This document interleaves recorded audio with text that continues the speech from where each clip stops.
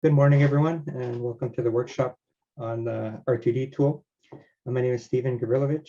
As Matt mentioned, I'm a postdoc at the SimCenter, and I'm excited to show you what the R2D tool has to offer and hopefully how it can help your research going forward. So I want to point out that everything will be recorded, as you already know, so we have a lot to cover, and don't worry if you miss something. You can always go back to the recording and look at that. And I also want to point out some other resources here that you can go to for today. Like, for example, the GitHub pages where you can look at the source for R2D and the examples within R2D, the tool web page where you can download R2D, and the documentation where a lot of the modules and widgets I'm going to show you today are explained a lot better than I have the time to do now. And if you want to run things remotely on DesignSafe, you'll have to get your free DesignSafe account. And that's also can be done at this web address here. So I'm going to end the presentation now, and I'm going to open up R2D.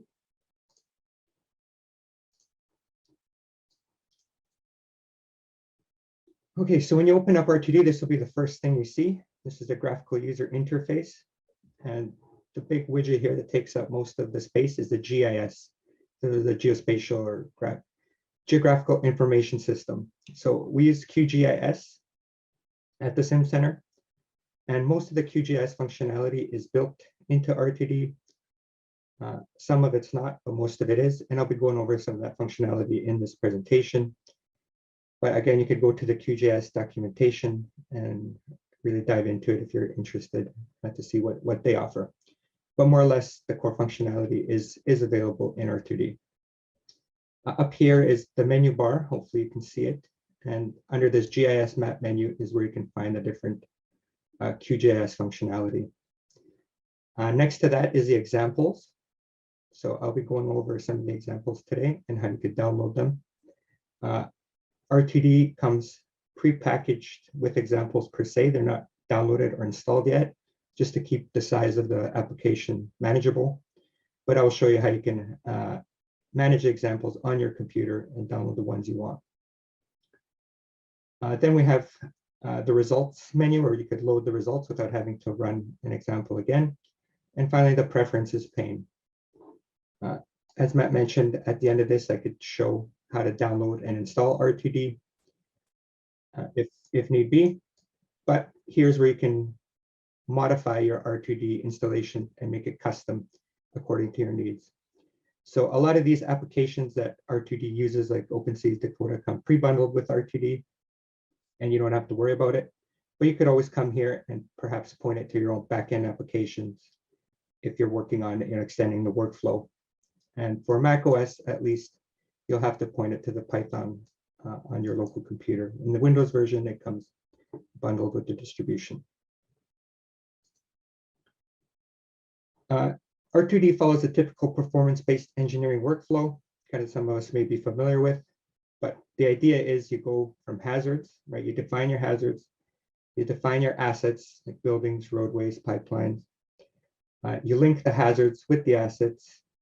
You define a modeling algorithm, how you're going to model the asset with a finite element model or something much simpler, how you're going to analyze the assets. So if you have a finite element model, you might need some sort of finite element program.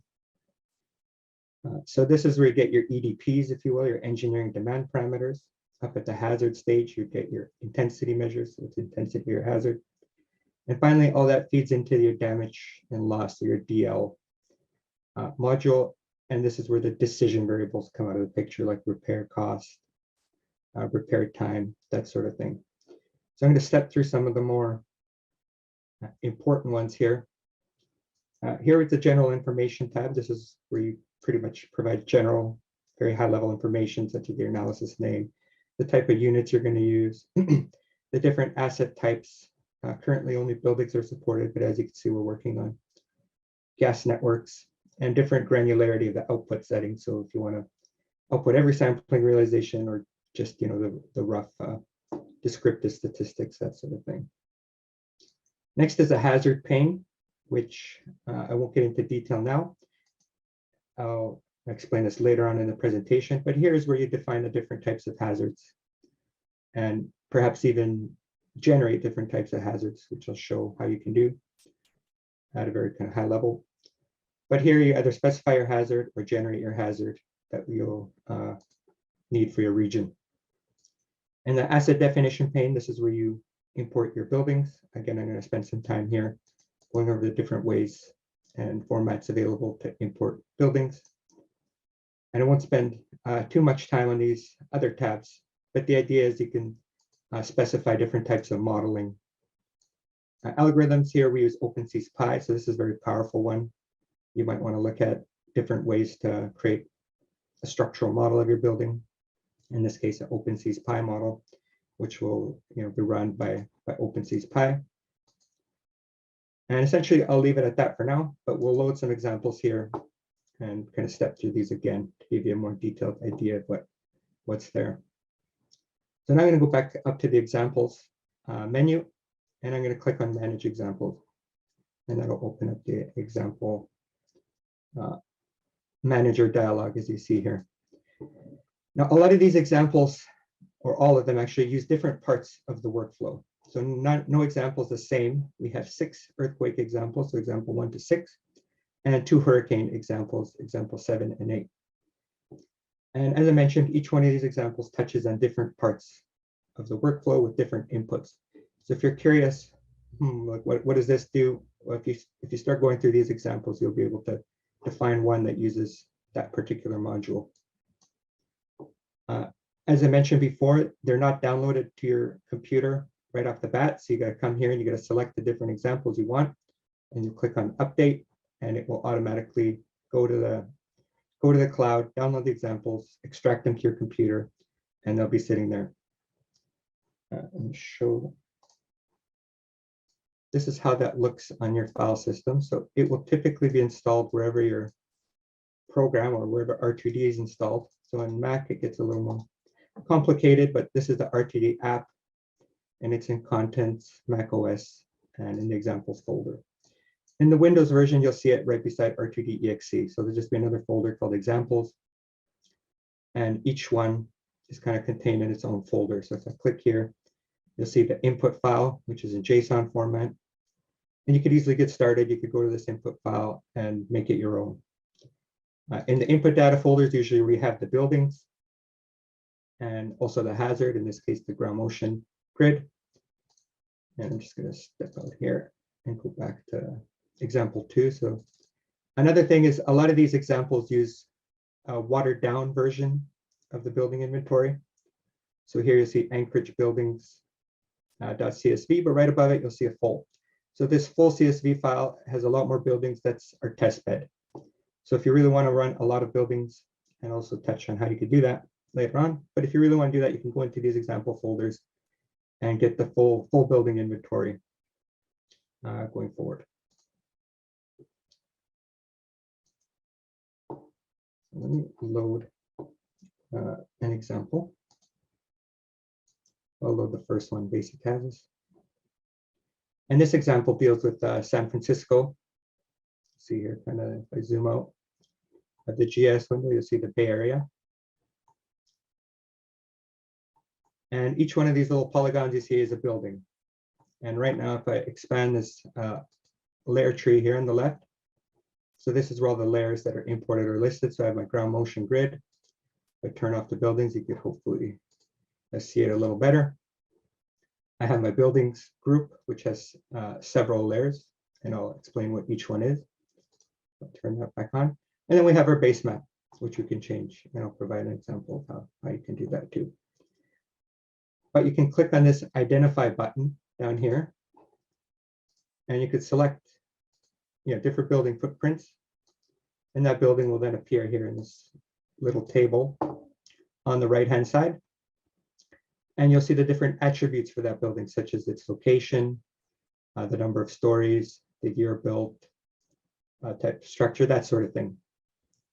And all these attributes that you see here are from the building inventory database, or the CSV file, which I'll show right now before I go further. If I click here on ASD or asset definition, you'll see it says San Francisco buildings.csv. So I could go into my examples folder at E1 basic HASS and find this CSV file, and I could look at it at Microsoft Excel, or I could import it into R2D and look at it here. Each one of these lines corresponds to a different building, and you only need to provide three things. So you need to provide a building ID, an identifier, and the latitude and longitude of that building. Everything else is up to the user, so up to you that you want to provide. And there's no limit on the amount of attributes or columns, if you will, in this case, that you can import for each building. So say you have a special type of analysis you want to run, you can add different columns here and then use that information downstream in the workflow for your, to say, build your structural model or whatever you want to do. So the idea is you could import easily and construct this CSV kind of outside of R2D and then build it. Another option is to import a GIS file. So right now it's not loaded, but if I go to example 8, I believe that one is the one that uses it. So this is the Lake Charles example. If I go here to asset definition, so you see the same thing. This time it's not a CSV table, it's a geo package. You can import shape files, a GDB, that sort of thing, different types of GIS formats. But if I go here and I select on an asset, oh, I'm still on the raster hazard. If I select on an asset, and you do got to click on the layer to identify the correct one, you'll see that there's different attributes in GIS lingo. And essentially, all of these assets should more or less share the same attributes. And these attributes are then columns in this table. And R2D will automatically convert this GIS format into the proper SimCenter format so it can be used in the workflow. So there's two ways of uploading buildings. And that's in this CSV or GDB format under the asset definition pane. And I'm going to go back to example 1 here. Okay, so example 1 is loaded again. There's different, sorry, I'm going to go back here. You'll notice that there's two layers here. You got the all buildings layer, and then you got a selected buildings layer. So R2D provides the flexibility for you to select one or a whole block or potentially all the buildings you want and analyze them. What happens is only the buildings that are added to the selected buildings layer. So if I turn it off here, you'll see a small subset of them. So only the buildings that are in the selected buildings layer will be analyzed. So they go forward for analysis down into the workflow. So sometimes you don't want to run all the buildings. You just want to run a subset. And the way you can do that is by clicking select here. And by clicking on, say, the all buildings layer, you want to select buildings from there. And you could select, as you see, like a subset of buildings. I could add these assets. So now these assets that I selected are added to the selected buildings layer. And I could go and select individual buildings, or perhaps another little area that I'm interested in down here. And all these assets are now, again, in the selected buildings layer. And when I click run, only these will be analyzed. If I go back to the ASD or asset definition pane, you'll see there's a really long list of tags here. And these tags are those buildings that I just selected. Now, if I add more tags here, they will automatically be added to the selected buildings layer in the GIS pane as well. There's two ways of doing it. One way is selecting it on the GIS window, and another way is going here and manually entering the tags that you want if you know them. So I'm going to clear the selection, and I see there's nothing there. And if I go back here, you'll notice that there's also a button called Advanced Filter. So if I go here and look at this table, you'll see different types of structures, different types of occupancy classes, year built. You may want to just provide or analyze buildings under some specific criteria that you want. So if you click on Advanced Filter, you'll see the different fields, again, will appear here. And you could say perhaps year built less than 1910. And essentially here you have the flexibility to do any types of filter expressions, like using greater than, less than, equal, and or that sort of logical expressions, that sort of thing. And if I click on test, you'll see there's about 2,000 rows or 2,000 buildings that are built before 1910. If I click on OK, well, now all those buildings, you'll see it will appear here. And if I go back to the Viz tab, all these buildings that are highlighted in yellow are built before 1910. So to summarize, there's two different ways of doing things. One is from the ASD pane, either input the IDs manually, you could do some sort of advanced filter, or I could go back to the visualization pane, select the inventory I want from the map, and use that going forward. So that more or less covers the buildings. I'm going to now shift the hazards here. Let me clear this. And perhaps I'll do something. Maybe I'll do another example, make life interesting. So let's do example 2. So this is Anchorage, Alaska. And say I want to generate a ground motion, a grid of ground motion points for Alaska. Well, I could go to the hazards pane now. And you'll see if I go here, you'll see something called the event grid. So in this input data folder, I have a records folder and a grid. If I go back here, it's going to be hard to see, but I'll turn everything off. So you see these little grid points? Each one contains recorded ground motions. But I don't want to use these. I want to use my own grid points. So I'm going to turn these off. And I'm going to go back here. And instead of using these, I'm going to go to earthquake scenario simulation. Now what this does is I'm going to click here. And you'll see it gives me the option to create a grid right on the screen. I could zoom in and out and position it how I like. And maybe I want to increase the number of divisions.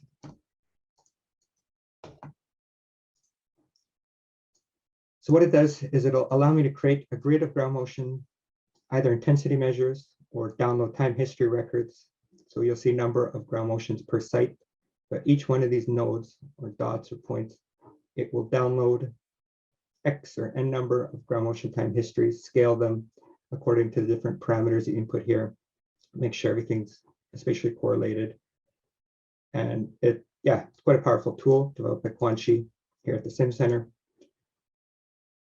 And if you don't want to say have ground motion time histories, you could also just use the intensity measure. And there's different ways of defining the earthquake scenarios, which I won't get into, but you can specify your own points, your open quake, and all of that. So I'm not going to get into the details, but I just want you to know there's ways that you can generate your own ground motion point. And once that's done, like once you have that, you can go back to user specified ground motion. It will automatically create this folder with event grid for you, and you can plug that back in here and you don't have to do it more than once. Moving on to hurricanes. So the exact same thing applies to hurricanes. Here, once you have a hurricane Windfield grid, you can come plug it in. And the way you can generate your hurricane Windfield grid is by going to the scenario simulation widget. I'm just going to make this a little bigger. And instead of we're in Alaska now, I'm going to go back here and zoom out maybe somewhere where hurricanes are actually a problem. And there's two ways I could specify a hurricane. So one, I could specify the track in CSV file, right? It could be a synthetic track if we want to make up, or I could select a historical hurricane from the database. So I'm going to load the hurricane database now. And as you can see, it loaded a bunch of hurricanes that have occurred within the last 2 or 3 years. And I could click on them. So this is Hurricane Beta. This is Hurricane Laura, and I'll use Hurricane Laura. So I'll click on select hurricane, and the track is automatically imported for you. Now I could zoom in here. You'll see that, if I zoom out a little more, you'll see that landfall was initially made down here in the Dominican Republic, but I'm not interested to run the analysis there. I want to run it up here in Louisiana. So I'm going to clear the landfall, and I'm going to define a new landfall right here in Louisiana. And then I'm going to define another grid. So this is the grid Windfield that I want to use, maybe over Lake Charles, and increase the number of divisions, select the grid. So now I have my hurricane track, my landfall, my grid points. There's some other parameters I could input here. And when I click on run hurricane simulation, it's gonna, for each grid point, go through and provide me the peak wind speeds or however many number I have set here per site. So that's a hurricane scenario simulation. Again, once you run this once and you have your grid, you could go back to this user specified hurricane pane and input that grid again. You don't have to run it more than once. And then we have the shake map. So the shake map input, which is example 6. So I'm going to load that right now.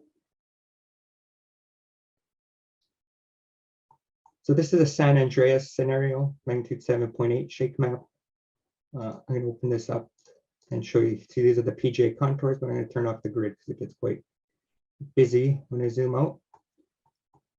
But this is San Mateo, a building inventory. And if I zoom out, you'll see the contours for quite a large rupture in the San Andreas fault. And if I go to the hazards widget, which is I'm focusing on here, you'll see this shake map appear on the right. Now you can load more than one shake map to run different scenarios. And I could select the shake map, run an analysis, and select another shake map, run the analysis again with that shake map, and then combine the results at the end using different GIS functionality, some of which I will touch upon. So that's a shake map. Another one is the Open Quake Selection widget, which was just implemented recently. So I'm going to go back here. And what this does is it allows you to open up an XML file. Examples. So let's try it in Open Quake for New Zealand. If I zoom out here. There we go. So this is New Zealand now, and you get a lot of different point sources, line sources. This is from Open Quake, and I don't want all of these in an analysis I want to run. I only want to select some, say, around a city here. So let me click on the point sources layer, the radius, and once I select it, I'll select the radius of sources, and perhaps I want to add some lines, line sources. So there you go. Now I selected some point sources, some line sources, and I could export these sources now to another OpenQuake XML file without having to do a lot of work and having all these other sources that I don't need in my analysis going forward. So these OpenQuake files can be used in that earthquake simulation widget that I mentioned previously. Okay, so now I'm going to focus a little bit on the GIS functionality. So let me see how I'm looking at that too.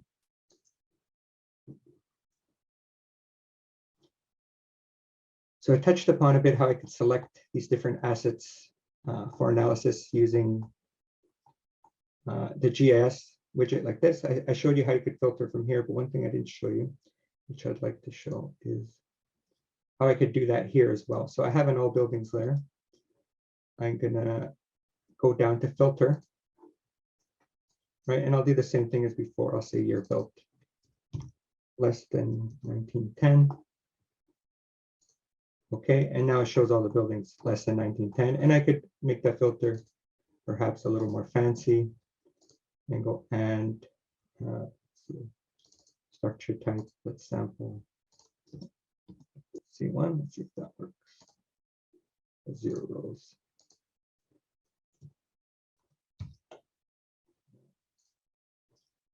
So maybe these old buildings aren't made.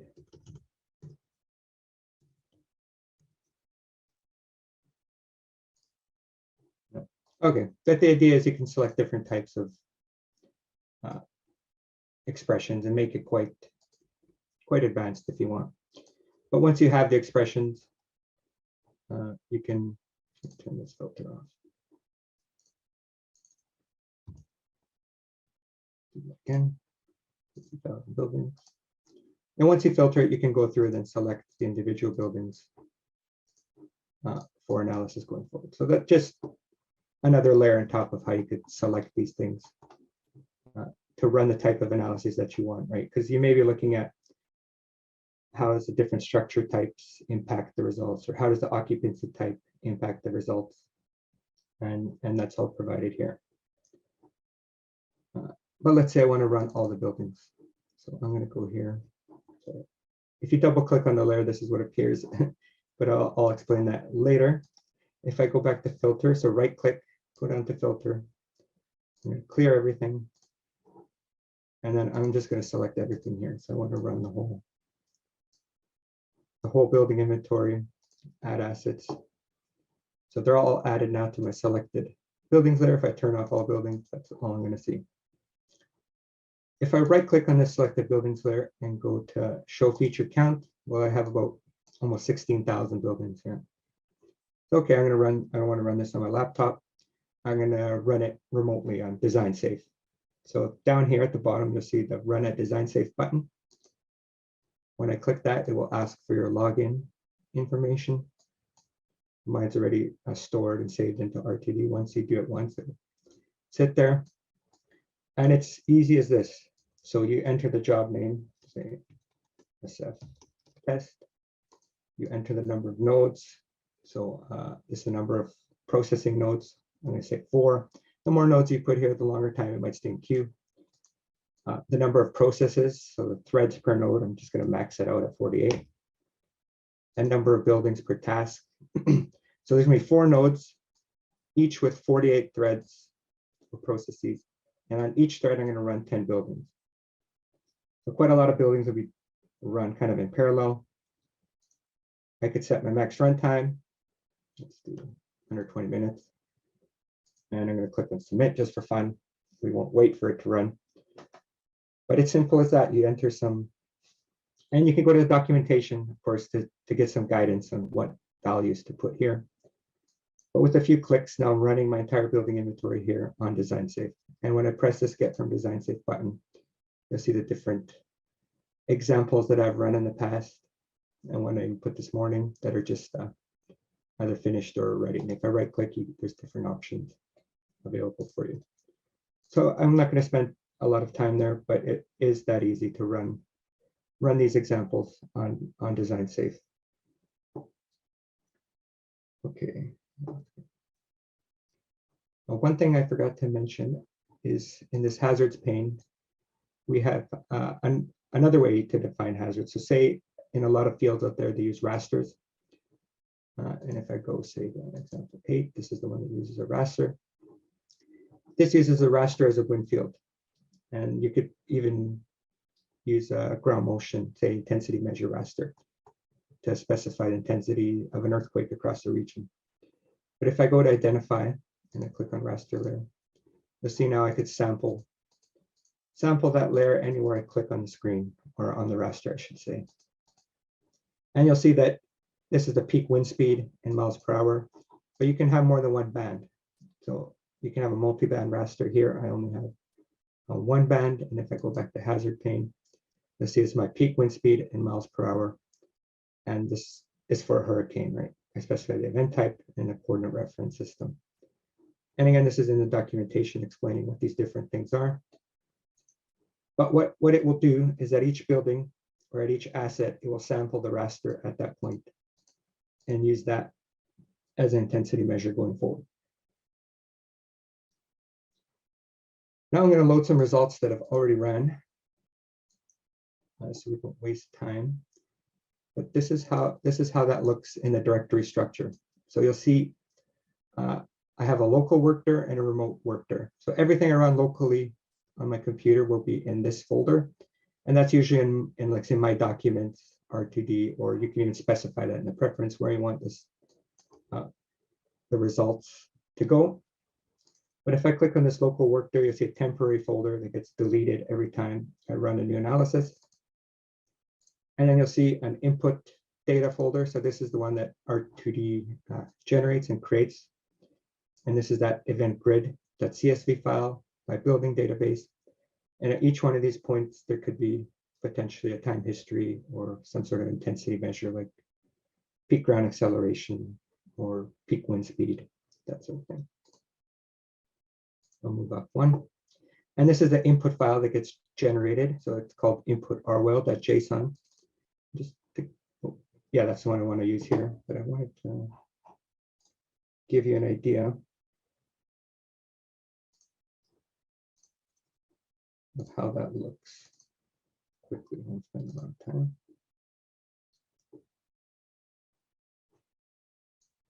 So this is how a typical input file looks. You have the different applications like building, CSV to BIM, and each one of these will be one-to-one, kind of corresponding to the different input widgets in the GUI, the GUI.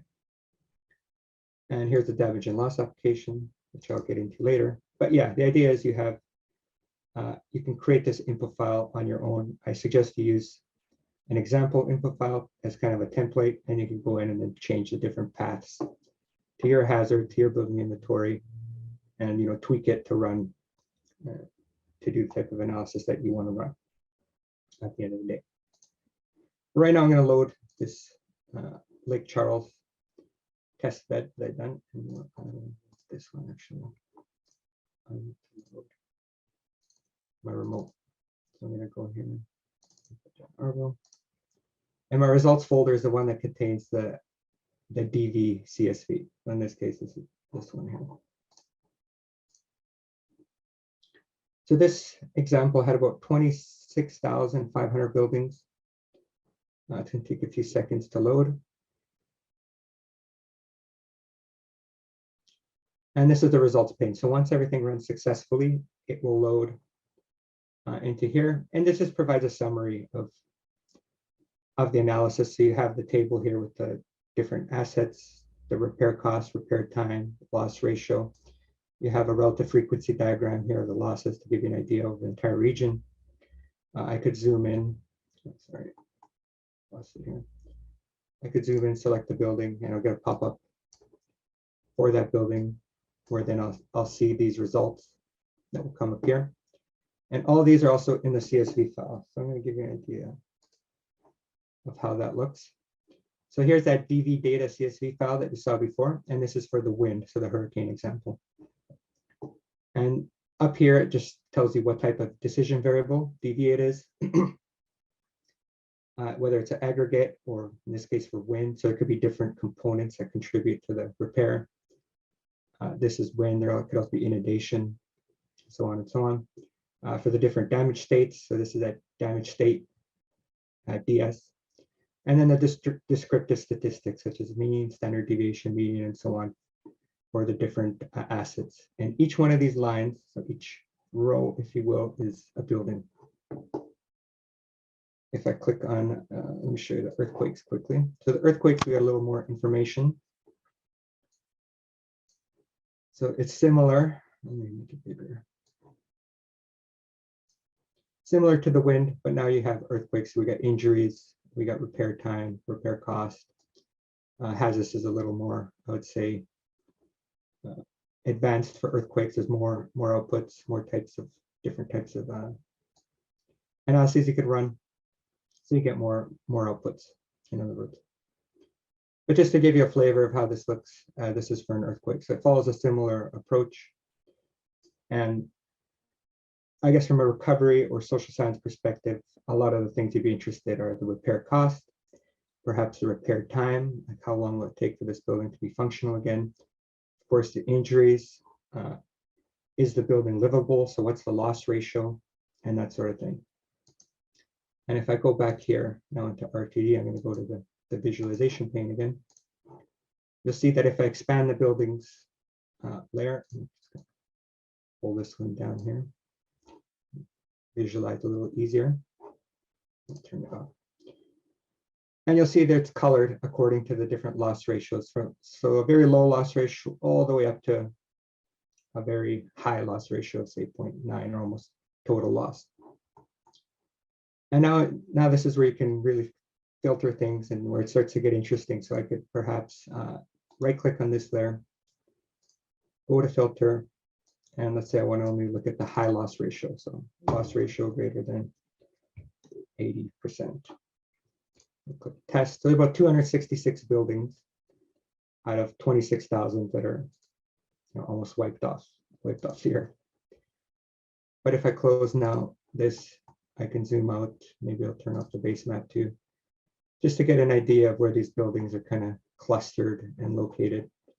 Now I am visualizing just the footprints. But what I could do is I could duplicate this layer.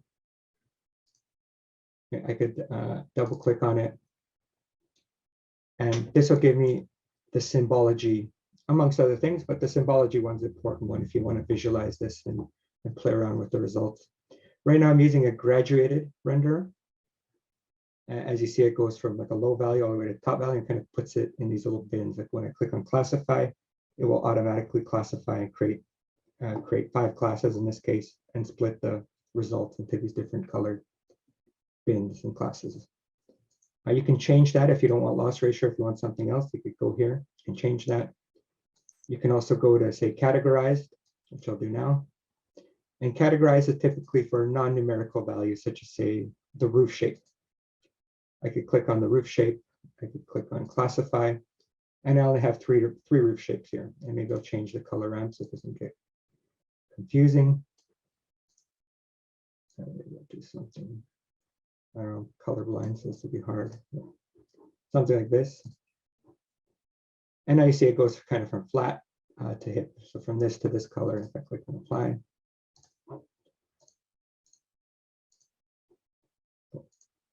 Now I could visualize it shows all of them, not the filtered ones, of course, but I could visualize now all the buildings according to the roof type category.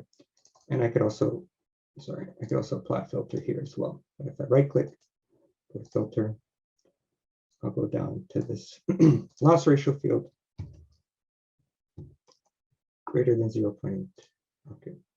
So now I have my really high loss ratio structures filtered according to the roof type. So now I could infer that perhaps some roof types are more susceptible to loss than others, right? And I could show the base map here, and maybe I want to show a satellite map to have a little fancier visualizations in my reports. So I'll load Google Satellite, and I'll load a BEng aerial here, and I'm going to move these down, kind of in this order. So here. Let me turn the buildings on. Okay. So now you can see that there's a satellite-based map, and I could adjust the layer, like how the layers, in what order do they render or show on the screen by moving them up and down on this layer tree. And just to show you why we do this, I'm not sure when this was taken. So this BEng aerial map, right? Let me turn the buildings off. If I switch to Google Satellite, you'll notice there's a lot of tarps, a lot of trees blown over. So now you can kind of see what damage this hurricane did. And let me go back to BEng. You see it looks pretty idyllic and pristine. And then when I click on, when I show the Google Satellite, which is more recent satellite imagery, well, you see a lot of tarps, a lot of broken roofs, a lot of debris strewn about, buildings that are completely gone. So another way you can use these tiles, you can even have your own custom tiles to say do some type of hindcast analysis where you know which building are completely wiped out, and then run your own analysis and compare that. So there's different ways also of implementing these base maps, if you will. Let's say, for example, I have, where did I go back here? Okay. Loss ratio copy. I'm going to change this. I'm going to rename it. I'm going to right click, rename. And let's call it this. So let's say I have my roof type. I could filter it according to, oh, sorry, double clicked it by accident. It's going to zoom out. Okay. I'm going to apply another filter here.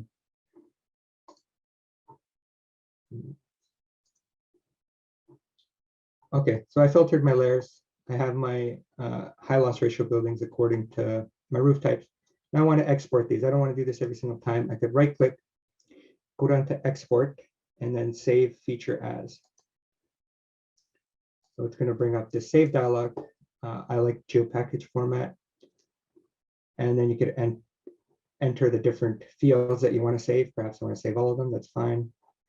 And it will save only the assets that are shown. Like you can even delete the other ones if you want to not have them appear, and then save only the assets that are kind of shown and that you want to keep into a new layer. And once you have that, all you got to do is drag it into R2D. So you drag it into this window and it automatically loads and appears in a layer on the tree here on the left-hand side. So we've got a few more minutes. I'm going to turn R2D off and head back to my slides. So here again is kind of the overview of the SimCenter workflow. And these are the things the important things that we want to input into the workflow. So we have urban planning and growth, policy interventions, lifeline infrastructure. These are different things we want to consider when we describe our assets. So it could be an existing inventory or a completely made up inventory of, say, how you think the assets are going to look like if this policy intervention was implemented, if the city expands to twice its size. You could play around with that, describe these different types of assets. Within our workflow, you could run these high fidelity simulations. So you can make it as simple or as complicated as you want. So what I didn't show you is you can go from even intensity measure to loss. You don't even have to have a building model or an asset model in between. So you could just specify the hazard intensity measure and go straight to damage and loss using hazards.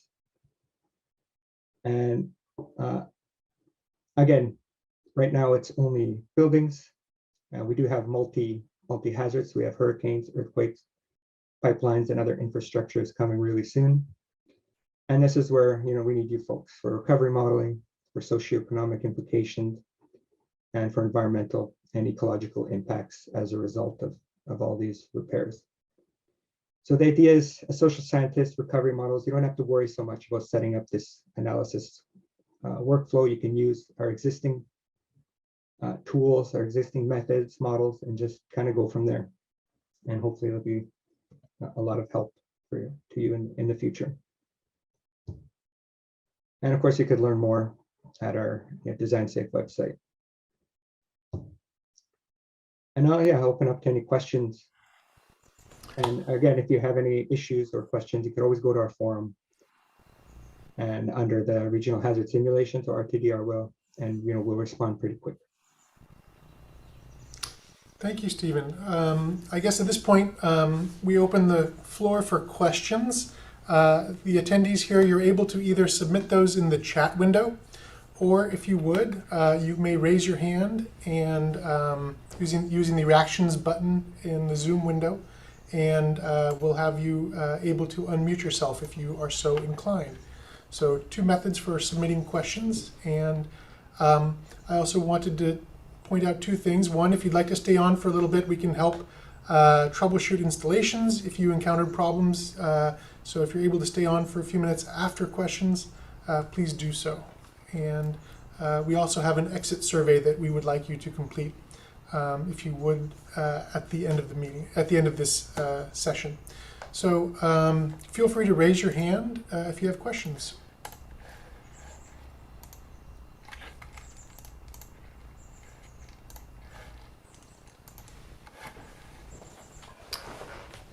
All right, well, we have a shy crowd today.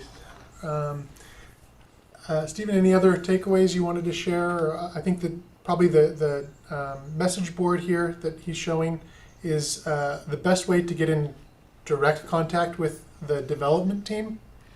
I think that we also have on our website contact information for the SimCenter team, particularly those who might be of relevance. A few of those are in the room today. So I think if you have, we do have a question, fantastic. You are able to unmute yourself if you'd like to, if you would.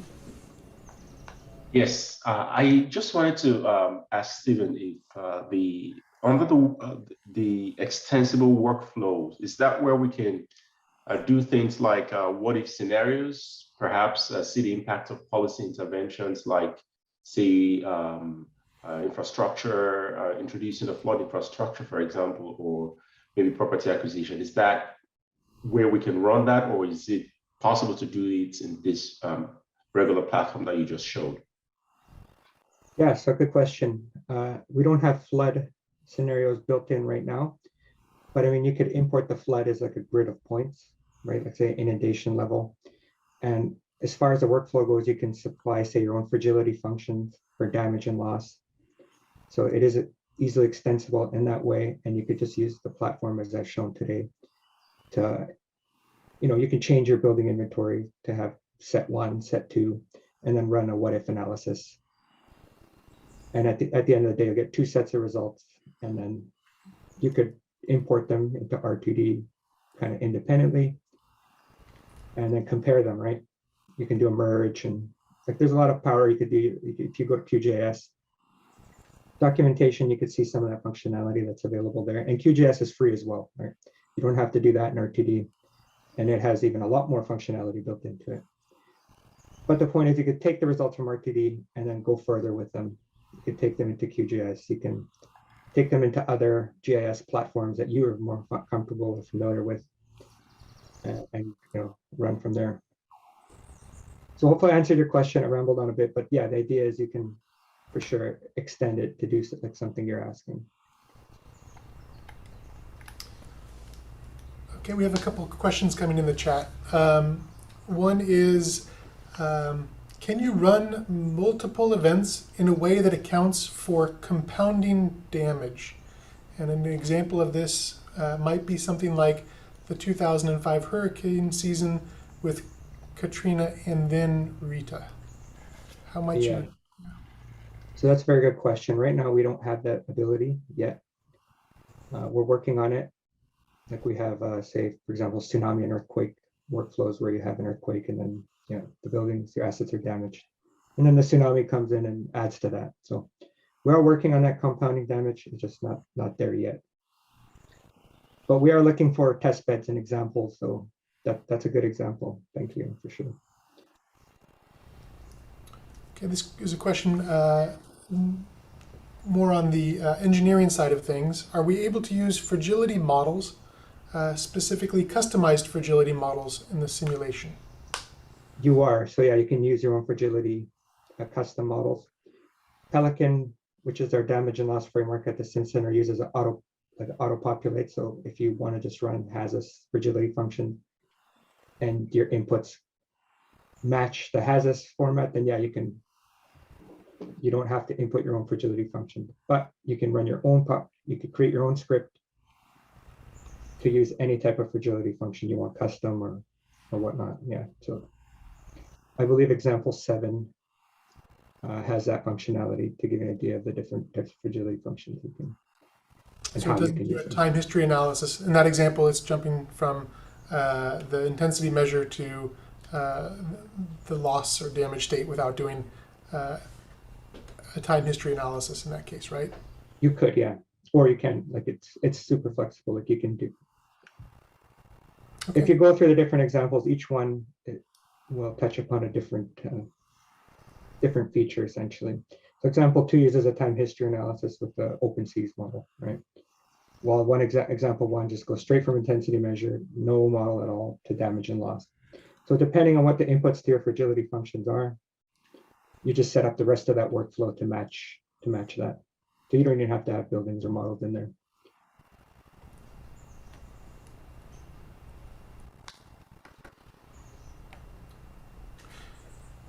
Another question for you. Do we have any options for choosing the recovery scenarios? I'm not sure exactly what the question, like recovery scenarios, like, I'm not exactly sure. Does that mean when you run different types of hazard scenarios? And then, because right now we don't support recovery right out of the box. We're working on it. So the idea is to choose different types of recovery scenarios. Let's say we're not there yet. But you can run different hazard scenarios and then plug it into your recovery model. Or, we're working right now linking with the in-core recovery models. So eventually you'll be able to do that, and we're looking for recovery experts to help us go down that line. All right, another question that has come in is, in one of the examples is a gas network.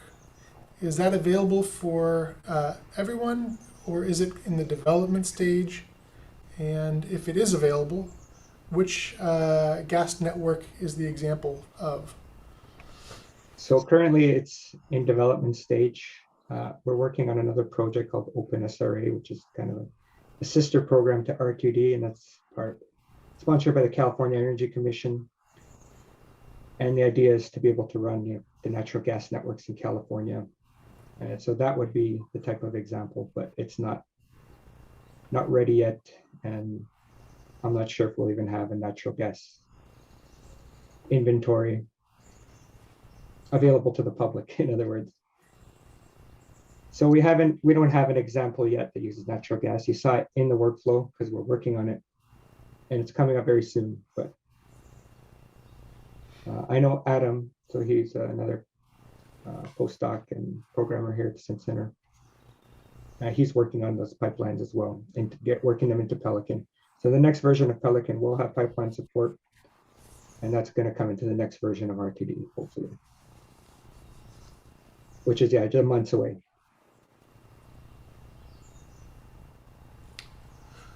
All right. Are there any other questions? Again, you're able to raise your hand and unmute if you'd like to, or please feel free to continue to use the chat feature to submit questions.